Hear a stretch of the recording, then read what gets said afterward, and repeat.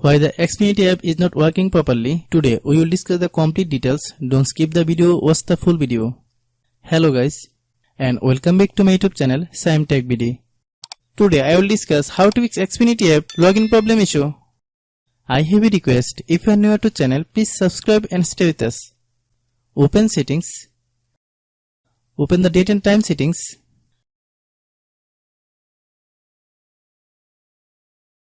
Tap set time automatically to reset time to whatever location you are currently at.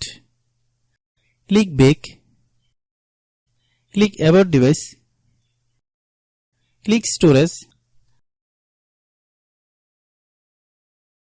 Then click clean up.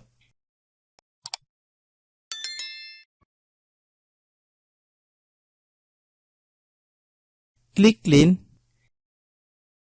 Click back. Click apps. Click app management. Find Xfinity app. Click Xfinity app. Click storage use. Click clear cache. Then click clear data. If you clear data, you will need to relog into your account. Then click delete. Then open Google Play Store. Then search Xfinity app. Click Xfinity app. If you get any update, please update. Hope your issue is resolved.